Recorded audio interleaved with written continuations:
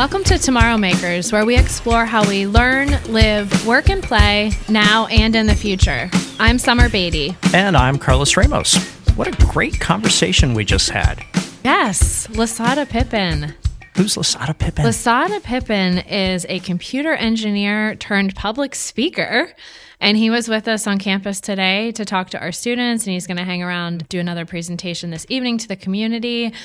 Just a really cool guy, so much energy. He's overcome a lot of obstacles in his life, and he really uses that very authentic approach to inspire people.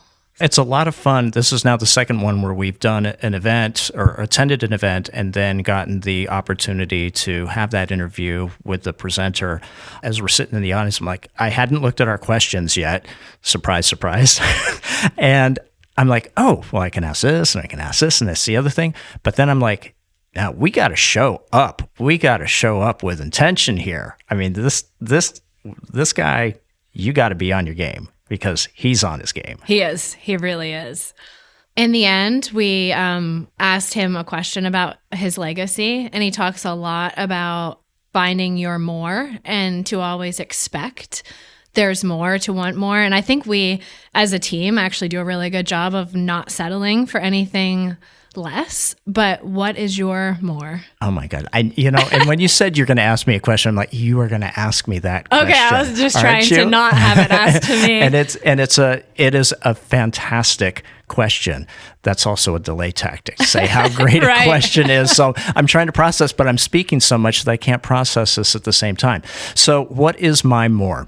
My more is seeing every single member of the team just be able to achieve their greatness, to achieve it in what we do, but also for themselves. And nothing really fulfills me more than just seeing everyone thrive and loving what they're doing. So if I can get a little bit more of that out every day and I can go home feeling like I either was part of that development or I got out of the way enough for that to happen, I'm gold.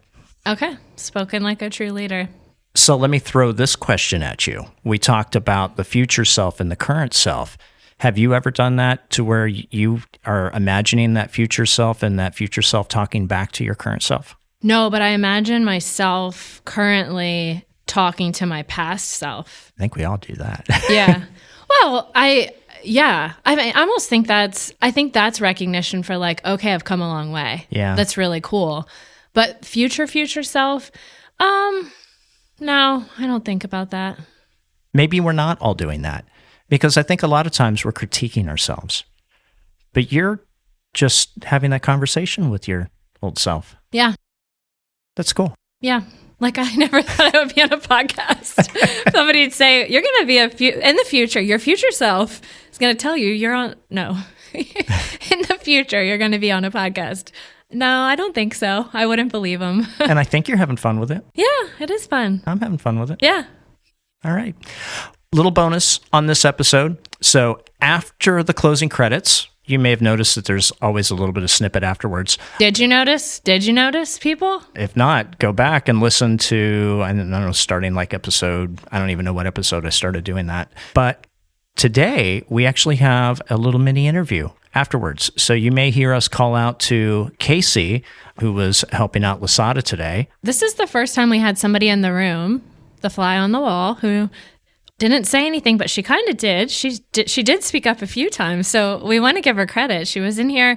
She put a lot of time into planning and executing this first generation college student week, so she deserves props for that.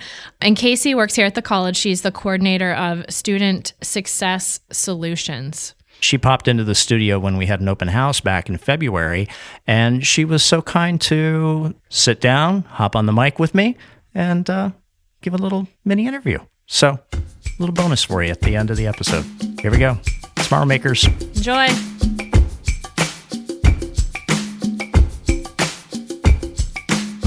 Right, welcome. We are here with Lasada Pippin. Glad to be here. Yeah. How's it going? So far, so good. Good? Yeah, having a blast. We just got done with was that a keynote Beach, Yeah. first gen. Yeah. Yes, first gen. Yep. My people, my experience, my life. That was fantastic. yes. So here at Penn College, we're celebrating First Generation College Student Week. So it's a perfect time to have you here on campus. Yep, right on time. Love it. So You had a great message for the students that were there. And a lot of students weren't, had classes and, a lot of conflict. Do you mind giving us the 3-step framework that you gave the students? turn obstacles into opportunities. That's to think of that as the top of the umbrella. Right up under that, if you have all grit, no quit, you can turn obstacles into opportunities. If you realize that your challenge is also your chance, you can turn obstacles into opportunities. And then finally, if you just simply fight back, you can turn obstacles into opportunities. I kind of like to play on words almost, and that's why you hear the challenge and the chance. And then I think I mentioned something about if you see the problem as a promise. So if you play on words like that, but if you think about it, you can turn obstacles into opportunities easily with those 3-step process, 1, 2, 3. And so much of what you had in that, the 3-step process, you took almost the full hour giving the group that 3-step process. So there was so much there. Hopefully we get little bits of that as we go through today. Yeah, totally. I think my first question when I was done, I was like, did I go over? I was like thinking that I go too long, but it was perfect. But I realized I was like, I think I landed well. So yeah, yes, everyone definitely. was still in their seats, ready for more wisdom. That's what I looked at. I was like, man, they were locked in. Nobody left really. So I was like, got them. Yeah, and they're students, so they don't mind leaving. Yep, that's right. So totally cool. So we know you as this inspirational, motivational speaker. Correct. I'm just curious about your early experiences and how they shaped your decision to go into this line of work. Yeah, totally. So I have to go back to just childhood. I grew up in a faith-based home. And so seeing speakers of faith-based is actually what ignited or triggered the desire to actually speak. And watching them, I was like, wow, these people are great with words and you can ignite something in people. So that's kind of where it came from. But when I was in college, or when I was getting ready to go to college, I didn't know anything about the business or the art of motivational speaking. So I chose something that I thought was the next best thing. So that's why I shied away from it. And that's why I was in engineering and technology for over a decade, because I just didn't know. And I think that was a little bit of fear there also. I didn't know if I could succeed or make it or, so that's why I went that route and came back to what I love. It never left. It never went away. Isn't that interesting? That seed was there that whole time. And you had said in your talk, well, I was looking for something that would always be in demand. Yeah, that's and right. would make a lot of money. Yeah, that's right. Yeah. And I didn't realize that when you're in speaking, having that skill of communication, I didn't realize that if you're a CEO and you have a communication skill, you're going to make more than just your average CEO. It's usually about a 10 to 20% bump if you have communication skills.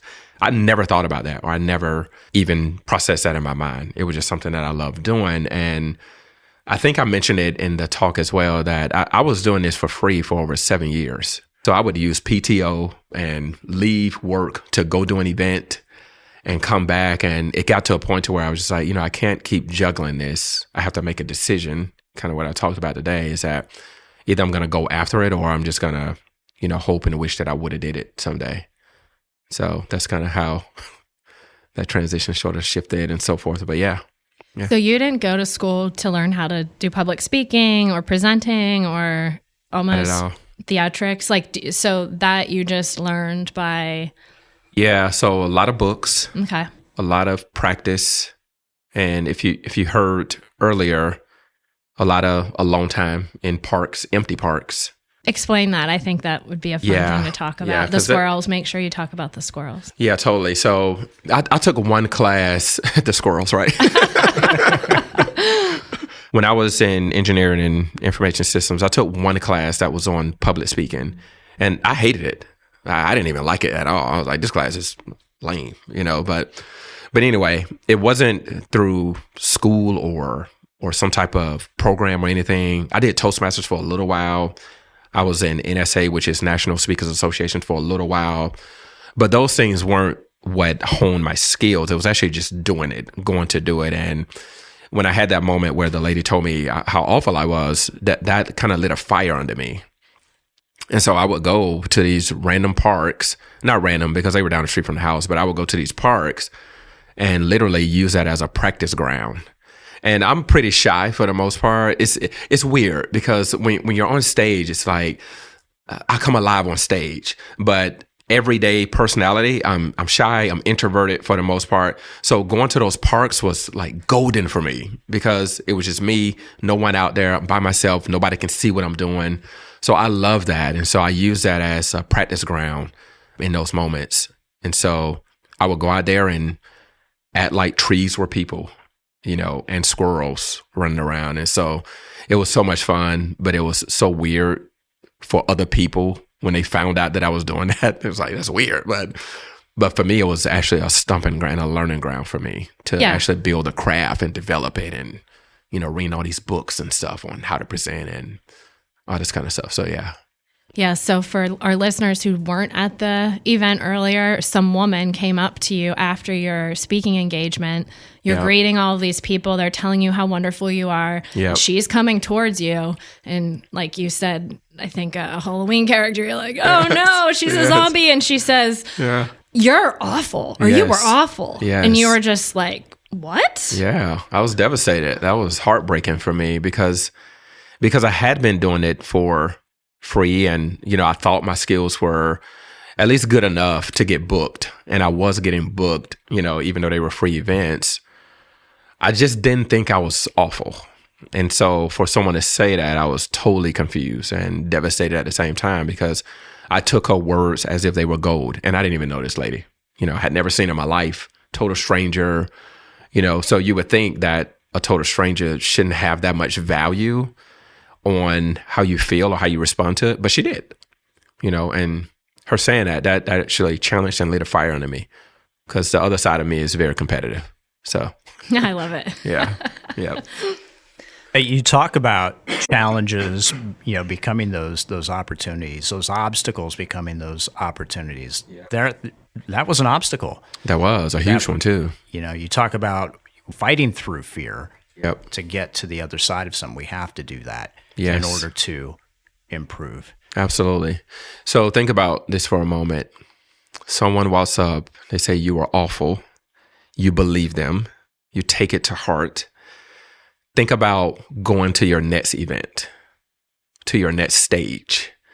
The only thing you have in your head, at least I did, or in my mind was, hey, you were awful. So how are you gonna do this one?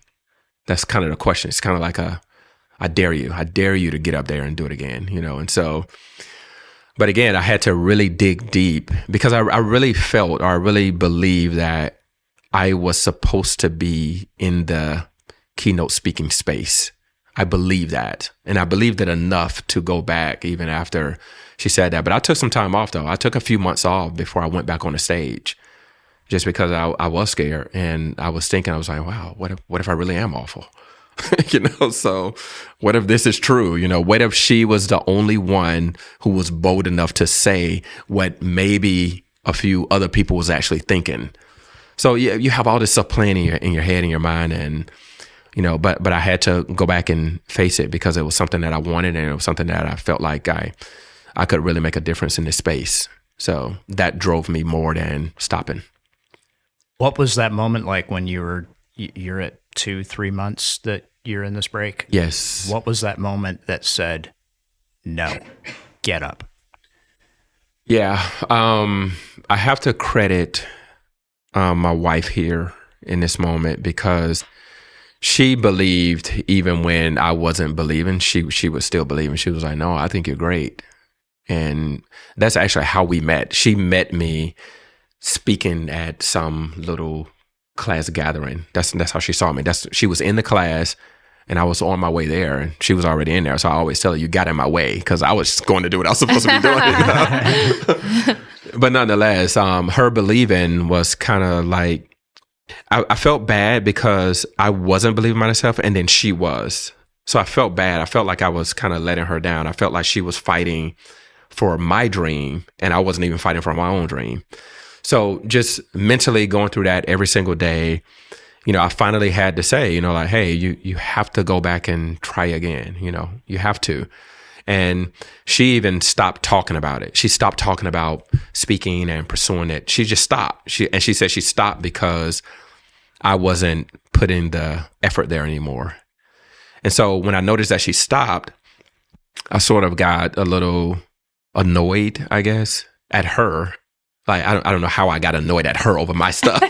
We know. We have relationships. We all know. All the listeners understand. Totally. Yeah. So I got annoyed at her, and then that kind of made me challenge myself. Like, hey, what are you doing, dude? Like, you're going to be a loser? You're going to pout for the rest of your life? You're going to just feel sorry for yourself? Woe is me. You know the pity party story. So just going through those, personal, raw conversations with myself was like, yeah, get up, go do it. Get back at it, bro. So I think a lot of those first gen students, and we know we have about 50% first gen students here at Penn College. They're out there in the audience. Did you have any conversations afterwards with anyone? I did, yeah. Okay. I love the offstage conversations. A lot of times those are so fulfilling, and a lot of times they can be greater than the actual on stage, entertainment or whatever. One guy in particular, he was just sitting there afterwards, right? And I think Casey noticed him also. And she mentioned, hey, he may want to talk. So I walked over to him, and he was just sitting there. He was like, I'm good. He was like, I just felt this so much. I cried twice. Aww. And so just moments like that, it's like, that's why I'm here. That's why I do what I do, just being relatable, tangible, authentic, and understanding the journey that they're on. It's where I've been and so forth. A lot of thank yous. Hey, I took so many notes.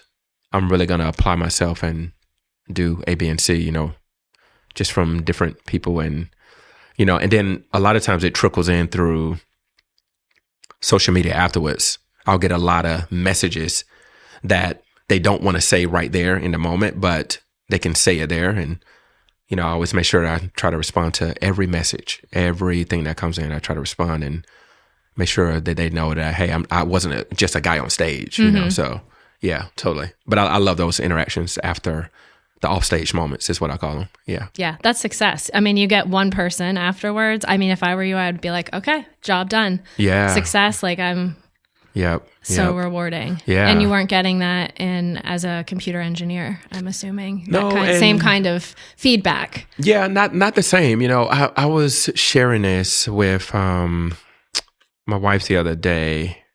We were coming from an event in Florida. This was the first time my kids got to saw is what I do. They had never seen me actually speak live like that.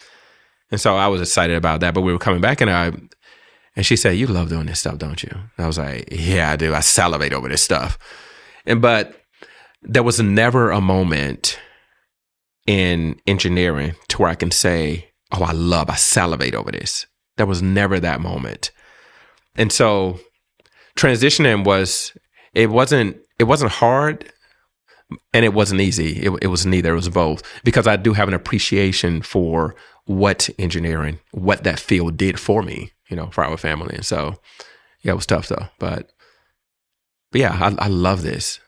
And that's what I want to be able to say every day. I love what I do, no matter what comes with it. Yeah. And when you're doing something for 7 months free. 7 years. Wait, you were doing it for 7 years? Oh, yeah. Years. For free? Yeah, for free. Okay. I mean, holy cow. That is pure evidence of a passion for I never something. asked for a paycheck. I only started asking for...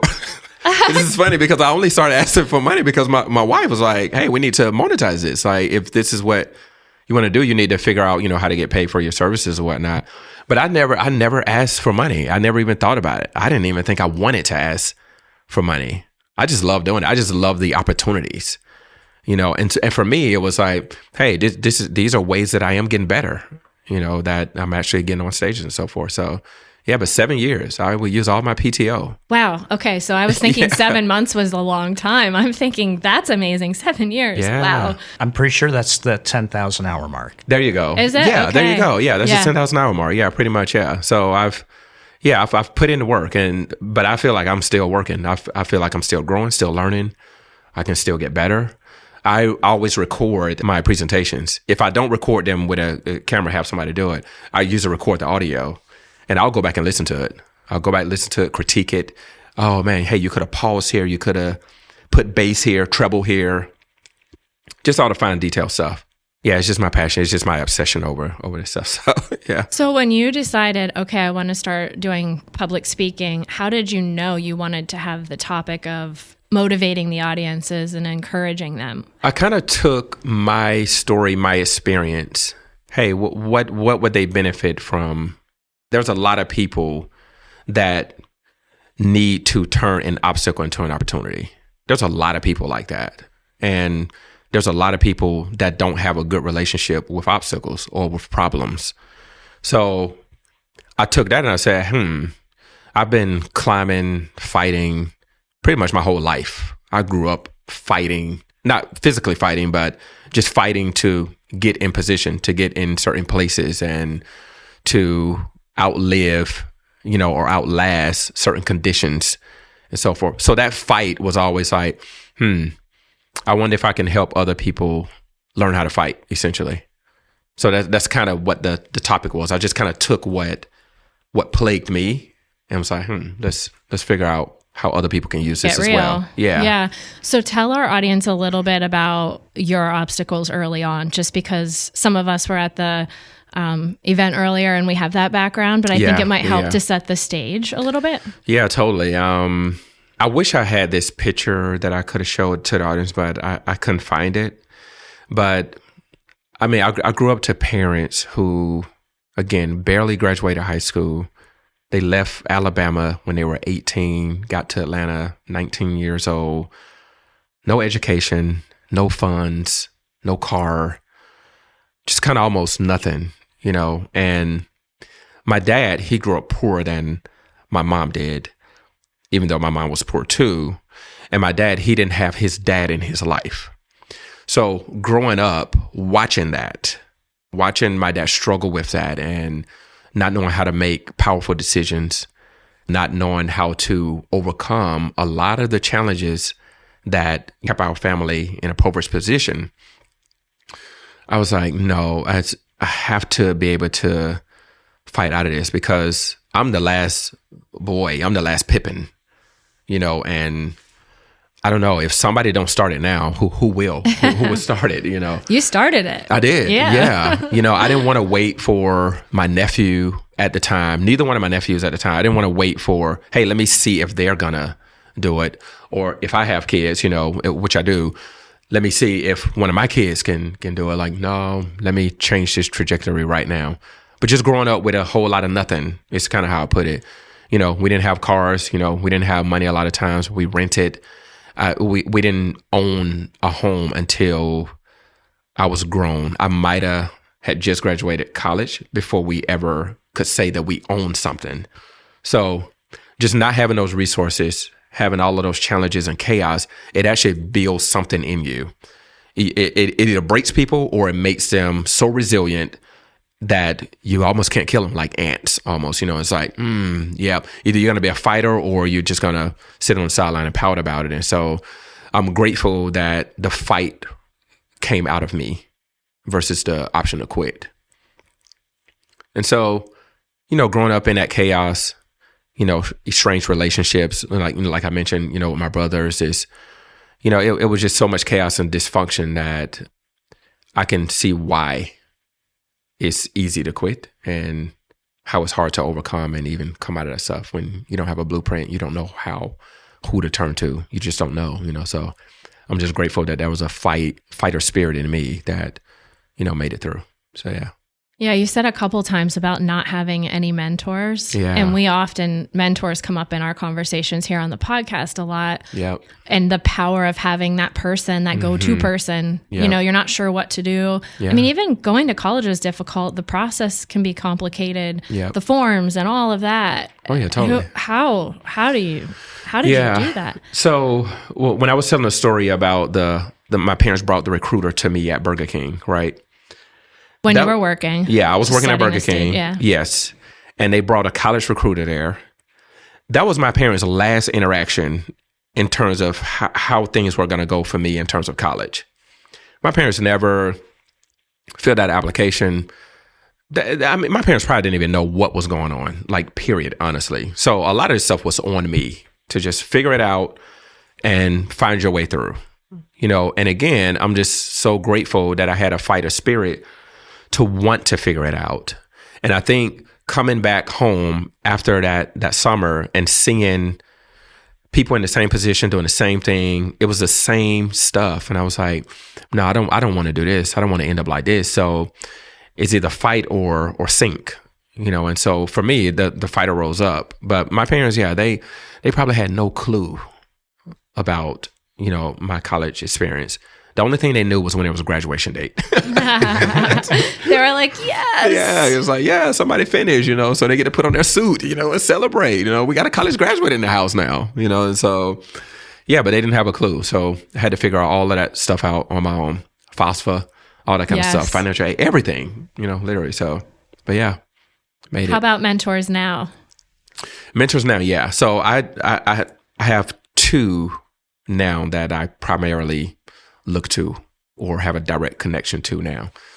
And, this is in my adult life though, because I didn't even have, I would say one of my professors when I was in school, he was a huge figure in terms of the IT world or the tech world.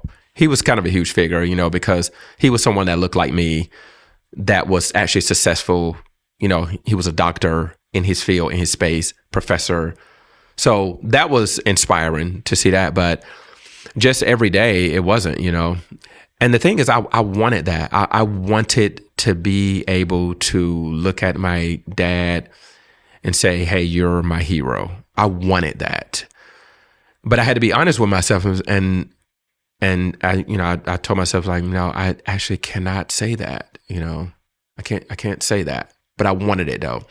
I wanted to be able to look up to my two older brothers and, hopefully that they would have led a path that I was like, yeah, I'm gonna follow you, and go to that. But it didn't happen, and there was nobody in the neighborhood that was, because we grew up in a very low income area. And so it was the hood, and so there weren't people there that were doing things that you wanted to repeat anyway.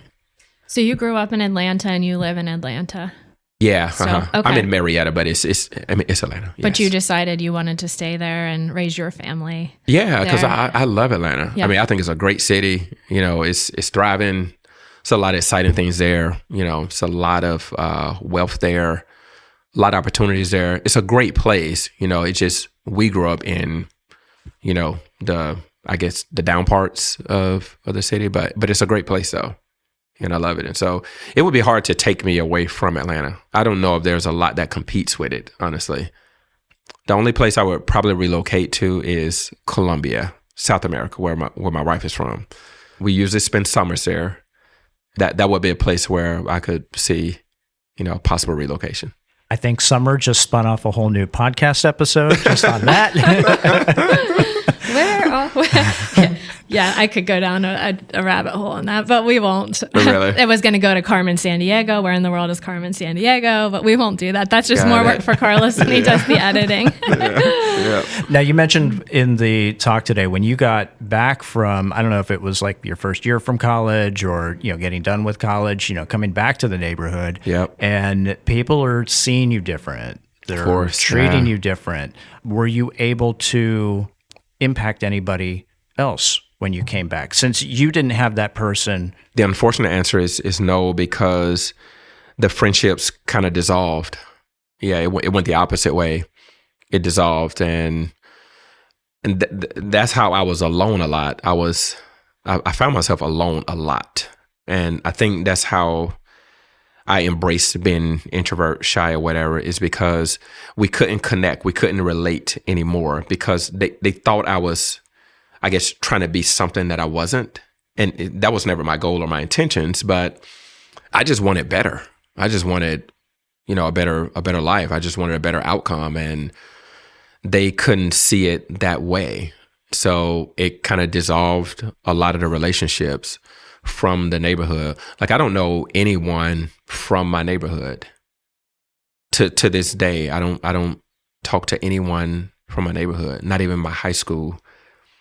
It's hard to I guess have meaningful relationships when you're growing in opposite directions. That's very hard to maintain. And I tried to maintain that with my brother, especially my middle brother. I really tried to maintain that. And, I would even go to where he was. And this was after I graduated college. I'm working in corporate at this point. I would even go like back to the hood and just hang out over there.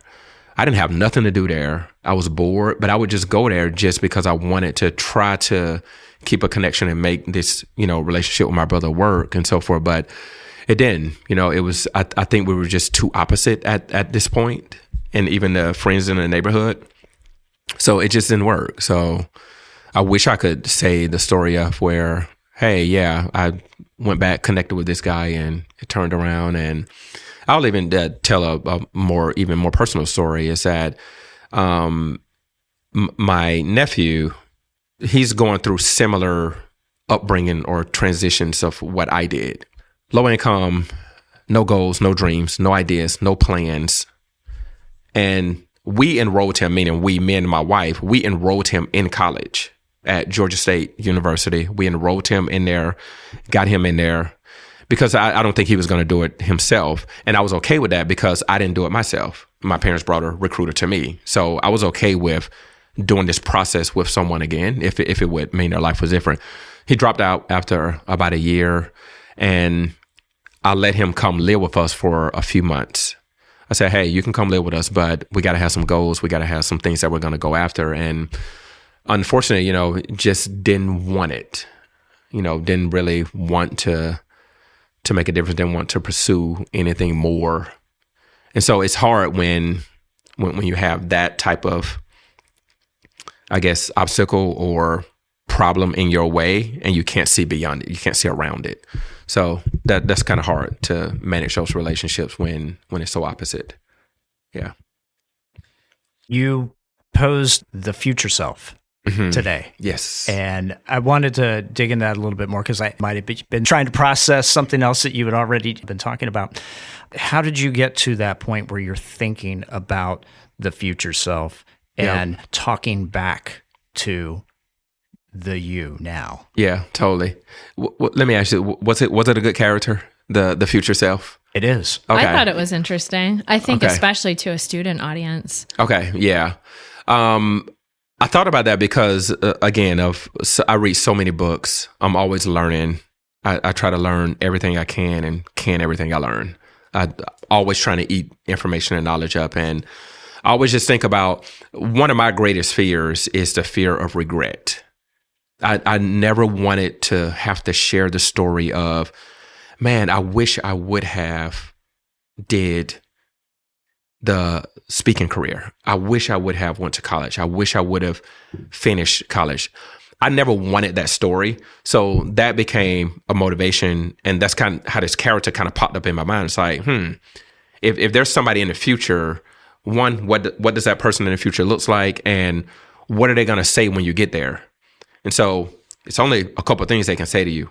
Thank you. Or, man, why didn't you? And so for me, I wanted to paint the picture of, hey, you want the one saying thank you.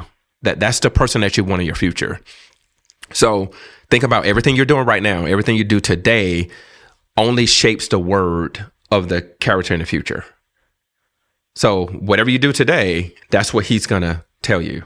That's what she's going to tell you in the future. And so I wanted to paint the picture of, hey, see yourself through it and your future self will thank you.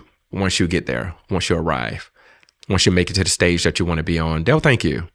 So instead of saying you don't want to sit on the side of the road on the curve, both of y'all have a drink in your hand, it's like, oh man, we could have been so great, and it could have been phenomenal, man, all the thing we had to do was, you don't want that story. That is not a story that you want. And so, yeah, I wanted to paint the positive side of the future instead of the looking back and it's like, oh, so much regret. Yeah.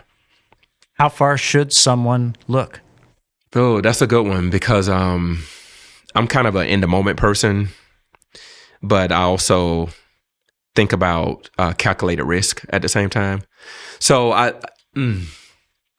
like if you're starting a business, one of the main questions that I ask you, hey, what is your 5-year plan? And it's a great question, but at the same time, I like to say, hey, can you tell me about a 5-minute plan?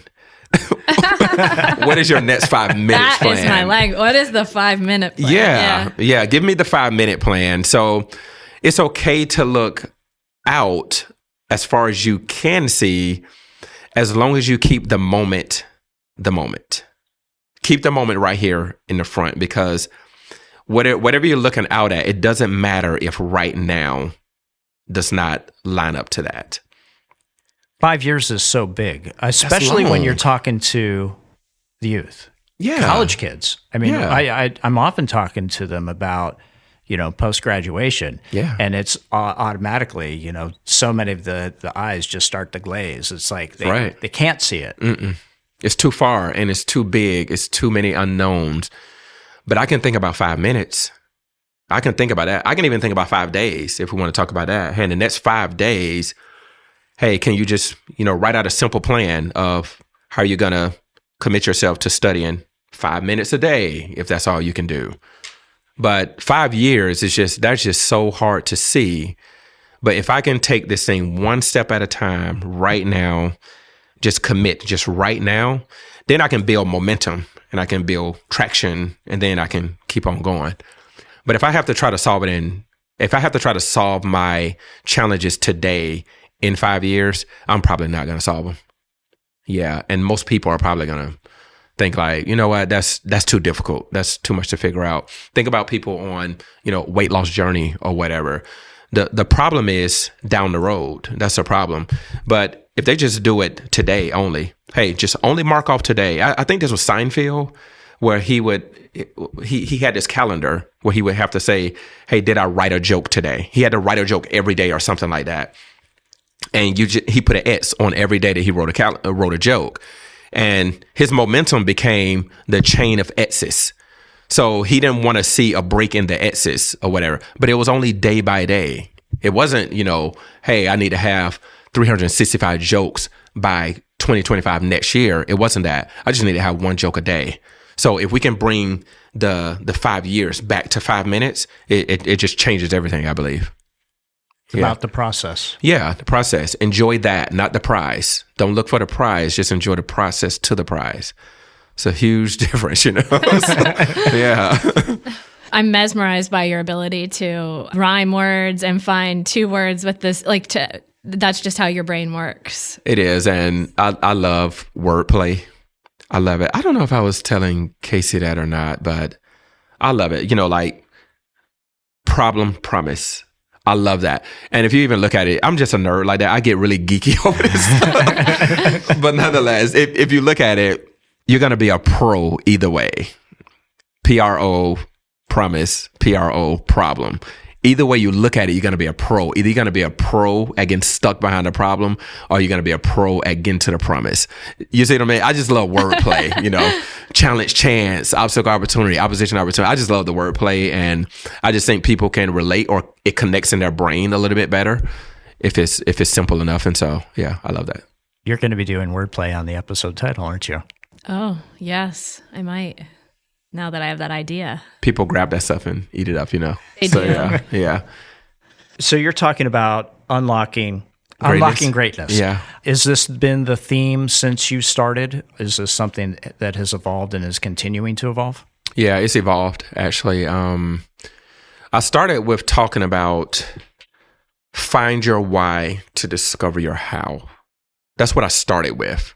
That's how I entered into the speaking space, was that topic right there. Find your why to discover your how. And then just recently, again, because we're always growing, we're always developing, at least I'm always looking for, hey, what's happening right now? What's the experience right now? So that has recently evolved into what it is now, and it's skyrocketing. Just that whole unlocking greatness. How do you turn an obstacle into an opportunity? That's really taking a life form of its own right now. But I didn't start with that, though. Yeah, I started talking about purpose and finding your purpose and making sure you do what you love. And then if you have purpose, the how will become much easier. How you do it becomes much easier if you have purpose. That's kind of how I started. So, yeah. Have you considered teaching? Yes and no. No, because I don't think I can be kind of fixated like that or stuck in kind of one place almost. I'm kind of a mover and a shaker almost. Okay. Yeah. I'm thinking the computer, like the engineering background plus the desire to motivate young people just kind of goes hand in hand. It does, yeah. And I have some STEM topics that I talk about that kind of blends those two together. Because most people can't understand engineer, speaker. They can't connect the two because they're total opposite fields. And it's like, how did you do engineering and now you're in speaking? Like something, it's not even related, you know? So a lot of people can't connect them. So I try to blend those two worlds together and make it make sense for people, whatever. But yeah, I'll teach in that capacity. I thought you were talking about more like a classroom type, like either way, high school or something like that. Teachers just have like it's a similar potential for impact as what you're doing. Absolutely. But if you would feel contained in that literal classroom and you're not, you said you visited every state but 5? About 9. Oh, 9? Okay. Yeah. Which ones do you need to go to? So if anyone's listening and they're looking to book a speaker, these are the states we have to check off. Yeah, totally. And I don't know all 9, but Montana, Idaho, Wisconsin, North Dakota, South Dakota. I can't think of the other 4. Well, at least those are all in the same neighborhood. So, yeah. Casey, you can work on getting him some connections. There you go, Casey. We'll get a 2-week tour. 2-week tour of the Virginia. That's another one. That's it. Interesting. That's right. Yeah. Yeah. That's right. It's good. Yeah. Yeah. I like to move. I like to be at a lot of places and meet a lot of different people, share a lot of different experiences and so forth. I don't know if I could. This is interesting because some people ask me, hey, could you ever go back to engineering? And my answer is like, I don't think I could ever go back to an office setting like that. I don't think I could do that. I don't think I'm wired that way anymore to go in a place where I have to go, in the same place, same office, same building every day. I don't think so. Yeah, I think I would feel like I'm suffering or like drowning or something. You know what I mean? Yeah. So that's all. Yeah. Seems like there would be a scale too that would be missing there to be in the classroom where you can go from one school to the next. That's correct. Yes. And address hundreds of students. That's right. Yeah. To make that pointed impact. Yep. The only beauty about if you are in a setting like that is that you do get to reinforce. And so you can kind of take the journey with them versus mine is more, I'm here and then I'm gone, and they have to connect with me, in other platforms, which is fine too. That happens a lot as well. But yeah, we have to connect in other platforms versus me being there. You know what I mean? So I'm kind of in and out almost. So I saw something on your website and you were speaking about a legacy. And I was curious, what do you want your legacy to be? Yeah, that's great. He inspired greatness and impacted me to be the best that I can be. That's really what I want for people. I just want people to be their absolute best. I want them to be the person that they want to be and not the person that they think they should be. So I want people to go after the big idea or the big dream that they think is out of reach, not for them. Yeah, I just want people to be their best. And so I try to communicate in such a way that inspires people to do more, be more, and reach for more. More. It's always what I want people to go for. Because I think that was me and my journey is that my number one question was like, hey, there's got to be more, right? This can't just be it.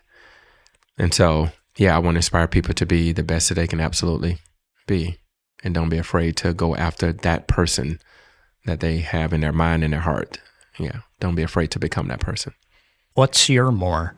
and what are the resources that are going to get you there? Yeah, so my more is certain arenas. That there are there are a few arenas that I have my eyes on that I want to fill up and do events at. I want to continue growing as a speaker, just continue improving my craft. I want to max it out. I think I'll know when I get there, or maybe I won't. Maybe I'll never think that I got there, and I'm okay with that feeling, because that just means that I have to keep on, going after it. So I really just want my craft to be superb, flawless, and yeah, there's a few arenas that I want to fill up. We look forward to seeing what you'll do next. There you go. Yeah. We're on team current Lasada and future Lasada. There you go. Yeah. And 2025 is looking very bright right now. So yeah, awesome. We're kind of stacked already. So if our listeners want to get in touch with you or just see what you're up to, how can they follow you? Yeah, very easy. Simply just at Lasada Pippen, which is LASADA Pippen, just like Scotty, PIPPEN. Website, same thing, lasadapippen.com, IG, Twitter, or X rather. But just very simple, at Lasada Pippen. Yeah. Perfect. Thank you for being with us today. For sure. It's been fun. Yeah, this is awesome. Yeah. So grateful. Always grateful for these opportunities, and glad to be here. So thank y'all for having me, for sure. Thanks for hanging out with us today. Don't forget to rate, review, and subscribe wherever you listen to your podcasts. Check out our show notes for bookmarks to your favorite sections and links to resources that we mentioned in today's episode. You can also find past episodes and see what's on deck for upcoming ones at pct.edu/podcast. And of course, we are open to your thoughts, ideas, and suggestions, so send those over at podcast@pct.edu. It's been real. Catch you next time. All right, welcome to Tomorrow Makers, where we learn how to... What do we do, Summer? We just explore how we learn, right? I really need Summer on here on the mic, because this is really disorienting without you on here. I said you don't know what to do. There's not enough people in the room. Yeah. But I'm here with Casey Bury from the office of... I can't keep track of what your guy's name is anymore. The HUDOC Center for Academic Excellence. The Michael J. Senior HUDOC Center for Academic Excellence. First generation. Get right in there on the mic. Let's make this happen. So I'm working on a lot of different projects right now. One of them being with first gen students. We're trying to get some things up and running for fall semester, including a Tri Alpha organization founded here on campus.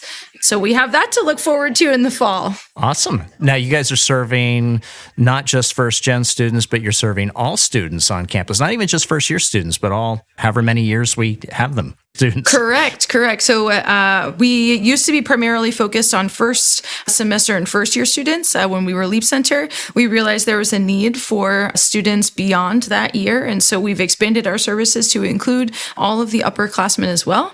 It's been really great to see some of our Leap advisees come back in their upperclassmen years to, ask questions and just seek out services, and also just to check in and see how they're progressing in their majors. Now, how many students will the department see over the course of a semester? That's a great question. A lot.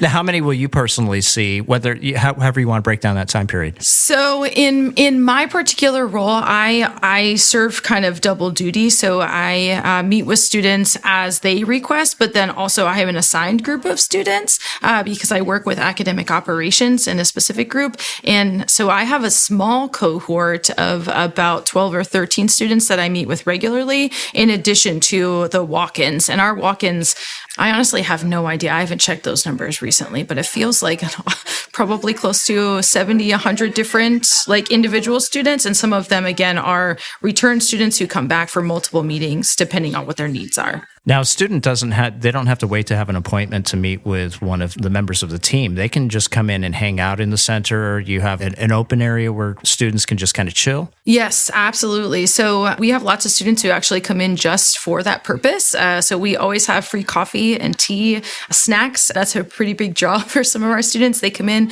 We recently added some updates to our office, some larger tables where students can come in and actually work on homework, some different seating spaces. So we have some students who come in to use the computers and the printer that we have in our office, which I think has been really great to students to see some students in there for some more social and not necessarily because they're in need of anything, just because they find that space comfortable.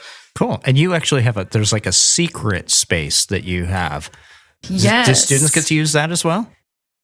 We haven't had any students use that. We did use it during open house for parents and families to be able to kind of gather a little bit. It's kind of smaller, but it was a space where parents could go and kind of take a little bit of a break and decompress from, all of the information that they were getting. And so we actually in our office use that space a lot as an informal meeting space. So when we call impromptu meetings, there's a big table back there and a little seating area. So we often go back there and have our chats.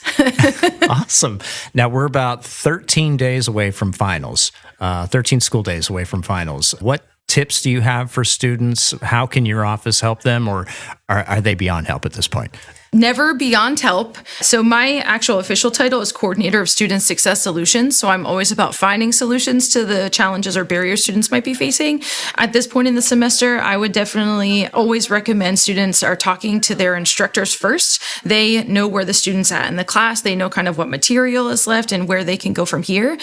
So I always, tell them you need to get an accurate read of where you are in the class from the instructor to be able to move forward. And then we kind of troubleshoot what services can we provide to the student or what is the best plan of action. So Friday is the final withdrawal date for a course. And sometimes that is the best course of action for a student to try to preserve their GPA and attempt the course again in a future semester. So we try to make sure that the student is aware of all the options that they have available to them. And for every student, that's going to look a little different. If you had one takeaway for a student, what would it be? Use the resources, or maybe answer your emails. I'm with you on that one. Well, thank you, Casey, for joining me on this little special impromptu interview for Tomorrow Makers. Absolutely. I loved it. Thanks so much for having me.